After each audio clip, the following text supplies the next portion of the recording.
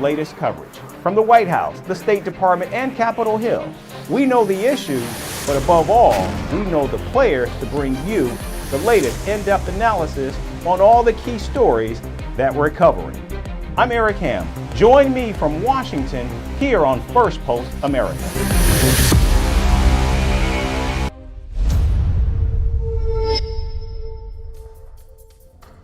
Hello everyone, and thanks for tuning in. I'm Eric Ham, and we're live in Washington, D.C. And over the next few minutes, we'll take you from the United States and around the world, covering all the top stories of the day. But before that, here's a look at the latest headlines. The 16,000-member-strong National Border Patrol Council endorses Donald Trump after he pledges 10,000 more Border Patrol agents if reelected. The union also endorsed Donald Trump during the 2020 election. NATO allies begin nuclear drills over southern Europe in a message to Russia's Vladimir Putin. All 65 fighter jets taking part are capable of delivering a nuclear payload. However, no live weapons will be used in the 14-day-long exercise. The Philippines accused China of dangerous behavior after a Chinese boat rammed into a Filipino fishing boat in the South China Sea. The incident comes as the United States and the Philippines begin joint military drills near Taiwan. Pakistan hosts the 23rd meeting of the Council of Heads of the Shanghai Cooperation Organization in its capital, Islamabad. Pakistan deploys its army and implements a citywide lockdown amid security concerns. And thousands rally in Cuba to express solidarity with Palestinians in Gaza. The Caribbean nation's president leads the march and accuses Israel of carrying out a genocide in the Gaza Strip.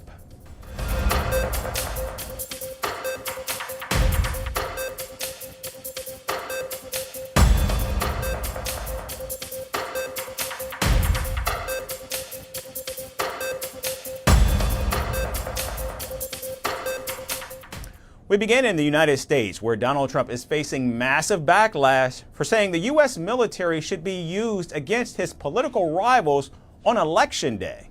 In a television interview on Sunday, Donald Trump said, and I quote, "I think the bigger problem is the people from within. We have some sick people, radical left lunatics.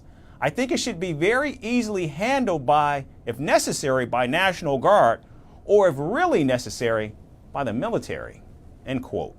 The former president was talking about Democrats and people who have opposed or investigated him in the past.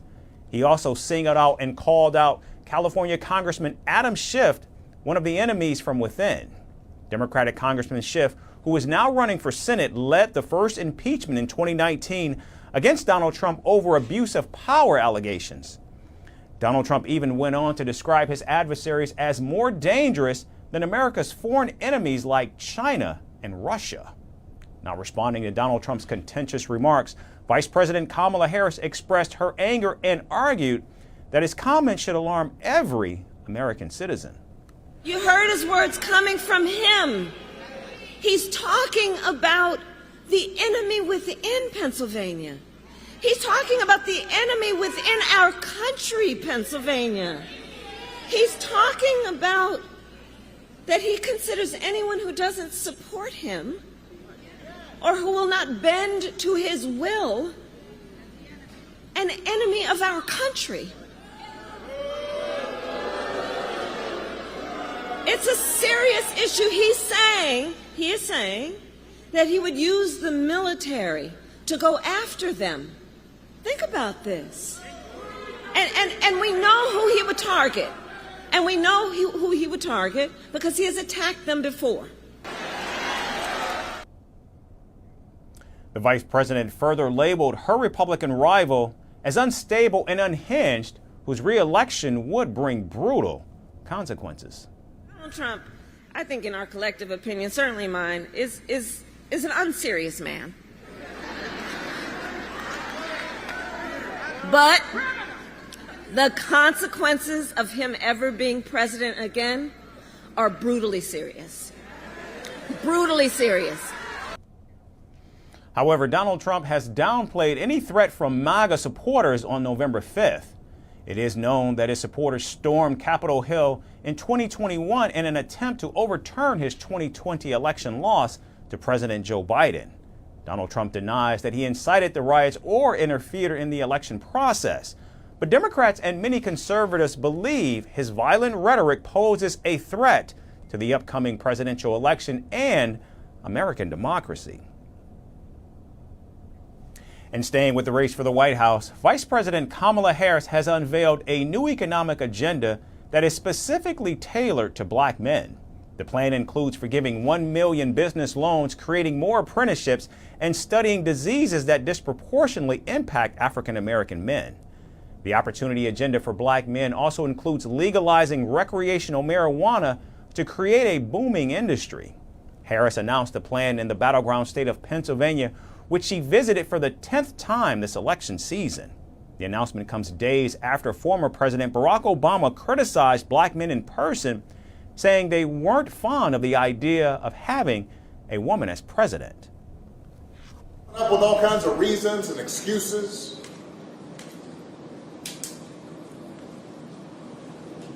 I've got a problem with that because part of it makes me think, and I'm speaking to men directly now, part of it makes me think that, well, you just aren't feeling the idea of having a woman as president. And you're coming up with other alternatives and other reasons for that. His contentious remarks followed growing concerns of eroding support among black men for Kamala Harris just weeks before the November 5th election. Recent polls show that black men are less enthusiastic about the Democratic presidential ticket, and they may sit out this election or support former President Donald Trump. You have to be careful with recognizing that African American men have the same needs as any other male in voting, making decisions for their family, having wealth for their children, economic issues, cost of food, and so you don't want to offer like a carrot, as a bait for people to vote for you and not really pay attention to what the issues are. And so it could be possibly backfire if the male population feel that they're trying to be convinced beyond policy to vote for her instead of her really standing on the issues that really present themselves to African American males. Young black men in particular are turning away from the Biden-Harris administration as their experiences are not reflected in the policies. Right now, I would definitely vote for Trump. The reason why I will vote for Trump, Trump is offering more tangibles that some or most black Americans think that will benefit our community, such as immigration. The way immigration is running under the Democratic time right now is hurting our economy. Because we're having millions of people come in, they're reaping the benefits such as Medicaid, Medicare, DHS. They're receiving all these benefits that so many our elders, our retired military that may be homeless, and the regular homeless people, they can't get these benefits, but we're giving it to people who never put into the system. So that's a huge problem for me, and I know a few other people. Meanwhile, during a rally in Pennsylvania on Monday, Donald Trump celebrated the increasing support from the black community, adding that if he wins the swing state, he will in fact win the whole ball game. Tell you what, our poll numbers have gone through the roof. With black and Hispanic have gone through the roof. And I like that. I like that. I like that. We win Pennsylvania. We win this great Commonwealth. We are going to win the whole ball game. It's such an important place. And we relate. And we are up in the polls fairly nicely.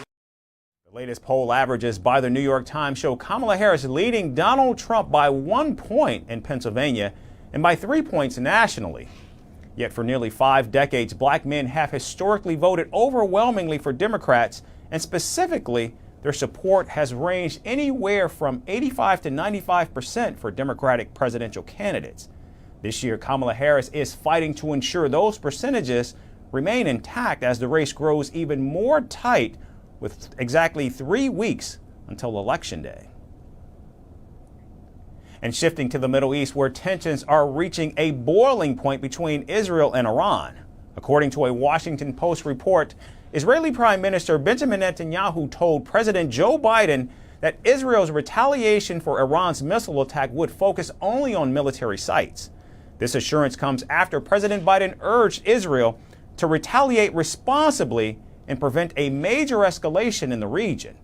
Now, there were concerns that Israel might target Iran's oil infrastructure or even its nuclear facilities. However, President Biden repeatedly warned Israel against targeting Iran's nuclear projects. With the presidential elections just around the corner, any major disruption, like a spike in global oil prices or the outbreak of a broader war, could severely impact the race for the White House. The Biden administration has urged caution, knowing just how fragile the situation remains. I'll say that what I've been saying about this, we have got to reach a ceasefire, both as it relates to what's happening in Lebanon and, of course, Gaza. We are working around the clock in that regard. But we need these wars to end, and we've got to definitely de-escalate what is happening in the region, and we're working on that. Now, after last week's call between Prime Minister Netanyahu and President Biden, the Israeli leader has reportedly reassured Washington that Israel would limit its retaliation to military targets, diffusing some of Washington's fears. But despite these assurances and closer coordination, Prime Minister Netanyahu has made it clear that Israel's national security comes first. The Israeli government says it is listening to Washington's concerns, but will not hesitate to act if they feel their security is at risk. We are fighting a tough campaign against Iran's axis of evil that wants to destroy us. They won't make it. We keep fighting. We pay painful prices, but we have tremendous achievements, and we will continue to achieve them. I want to make it clear. We will continue to hit Hezbollah mercilessly in all parts of Lebanon, also in Beirut, all according to operational considerations. We have proven this in recent times, and we will continue to prove it in the coming days as well. Now, Netanyahu has hinted that a response could happen before the U.S. presidential election, but the exact timing and nature of the strike remains unclear. The entire region now waits to see if Netanyahu will in fact stick to Iran's military targets as planned, or if things could escalate in ways no one expects. And in Canada, Prime Minister Justin Trudeau has accused India of interfering in Canadian affairs with claims that Indian agents were involved in illegal operations. The allegations have sparked a diplomatic standoff, leading to expulsions of diplomats and strained relations between the two nations. New Delhi has denied the accusations, calling them baseless and ludicrous. Meanwhile, Prime Minister Trudeau is facing heavy criticism online, with social media users accusing him of deflecting attention from political troubles at home. Here's the story with more on the diplomatic fallout between India and Canada. Canadian Prime Minister Justin Trudeau is playing the victim again. This time he is accusing India of running secret operations in Canada. He claims the Royal Canadian Mounted Police has evidence that Indian agents are involved in criminal activities targeting South Asian Canadians. But even though these are heavy accusations, Prime Minister Trudeau has shown no real proof ever since he first made those claims. If I understand correctly, are you suggesting that the evidence was extensive? Is that what you're saying? I'm repeating what I said on Monday afternoon, that there are credible allegations that we need to take extremely seriously as Canadians and indeed as a world. This is what he said a year ago, and a year later, he's unable to show the proof. As the RCMP Commissioner stated earlier, they have clear and compelling evidence that agents of the Government of India have engaged in and continue to engage in activities that pose a significant threat to public safety. The evidence brought to light by the RCMP cannot be ignored. It leads to one conclusion. It is necessary to disrupt the criminal activities that continue to pose a threat to public safety in Canada. That is why we acted. because we will always, first and foremost, stand for the rights of Canadians to feel safe and secure in their own country. We will never tolerate the involvement of a foreign government threatening and killing Canadian citizens on Canadian soil. India, of course, denies all the allegations. Instead, they say Trudeau and his regime is targeting Indian officials without reason and putting their safety at risk. New Delhi has already expelled 6 Canadian diplomats, including top officials, showing just how bad relations have gotten. The government of Canada has done what India has long been asking for. Canada has provided credible, irrefutable evidence of ties between agents of the government of India and a murder of a Canadian citizen on Canadian soil. Now it is time for India to live up to what it said it would do and look into those allegations. It is in the interest of both our countries and the peoples of our countries to get to the bottom of this. But let's be clear. Trudeau is using this crisis to distract from his own failures. He's facing serious problems at home. His government is falling apart. Scandals are piling up and his leadership is under fire. And his ratings are at an all-time low. So, what does he do? He blames India to save himself politically. While Trudeau claims to care about Canada-India ties, he's been cracking down on Indian citizens in Canada. His government is cutting visas, making the visa process harder and punishing regular people while pointing fingers at India. After facing enough flack in reality, the Canadian Prime Minister is also getting roasted online. A parody page called Justin Trudeau's Ego on X has been trolling him non-stop. One post mocked him for running away from reporters who asked about his own MPs demanding his resignation. Canadians shouldn't focus on that, they should focus on India, the page joked, pointing out how Trudeau is trying to shift attention from his own mess. Another post called him out for accusing India of war crimes just to hide scandals like Chinese interference and rebellion within his party. The page even highlighted how the Canadian leader has destroyed Ottawa's international relations. And if that wasn't enough, another X account pointed out how Prime Minister Trudeau is using media to distract Canadians from the nation's struggles, including an author pointing out how the Canadian Prime Minister has a lot of time and is picking a fight with foreign entities. Calling attention to Trudeau's evidence claims, a social media user commented, "Justin Trudeau's evidence," with a picture of WWE wrestler John Cena implying no one can see them, including himself. Another user, calling Trudeau a coward, commented that his latest press conference was a PR stunt and was only meant to spread more hate between Sikhs and Khalistanis. At the end of the day, Ottawa's allegations against New Delhi are not credible, and the cracks in Trudeau's government are showing. The Canadian leader is losing credibility both at home and internationally, and social media is having a field day, exposing his desperate attempts to cover up his own failures by blaming others. And finally, from the Czech Republic, the capital city of Prague has officially had enough of wild, beer-fueled bar crawls. While the Czech capital remains a beer lover's paradise, it now wants to attract more cultured tourists.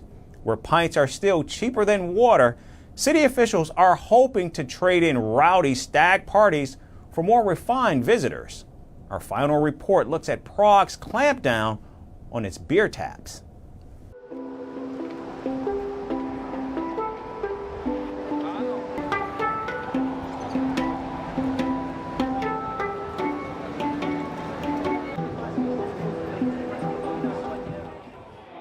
In a land where beer is practically on tap and cheaper than water, imagine the outcry when officials decide to put a cap on the fun. That's right. The city of Prague, which is home to some of the rowdiest stag parties on the continent, has decided to pump the brakes on nighttime bar hopping. And not everyone is raising a glass to this news. Prague City Council announced a ban on guided pub crawls between 10 p.m. to 6 a.m. And all this in the name of attracting what they call more cultured tourists. Because of course, what every stag party dreams of is discussing Renaissance art over a delicate sip of Chardonnay.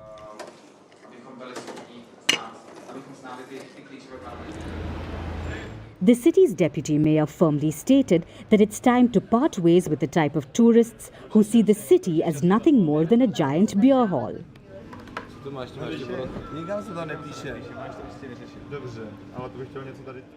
For nearly 30 years, the Czech Republic has held the title for the world's highest beer consumption per capita,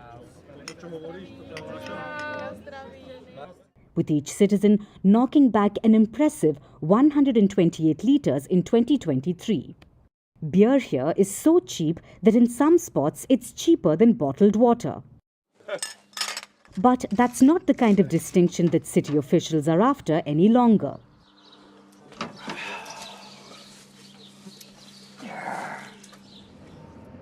Jiří Pospíšil, another deputy mayor, expressed a desire for tourists with bigger wallets and presumably a little more self-control. It's not that Prague wants to shun its beer-loving visitors completely, they just prefer those who can enjoy a pint without turning the historic centre into a frat house. Unsurprisingly, the locals and businessmen have mixed reactions. Some members of the Czech Association of Hotels and Restaurants welcomed the move, and one member said it will bring peace to residents and fellow tourists. But others worried that this will impact the city's tourism. But fear not. Beer lovers won't be banned from pubs entirely, just from those wild roving crawls that leave everyone wondering where their shoes went.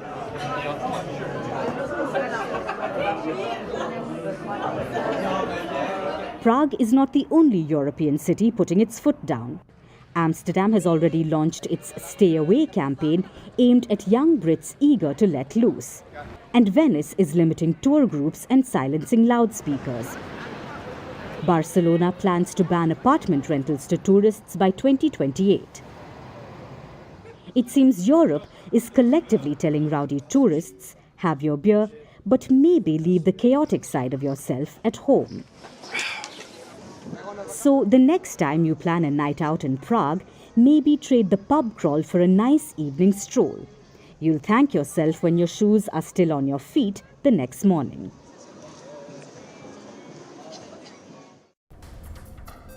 That's all we have time for today. Thanks so much for watching, and we look forward to seeing you right back here again tomorrow.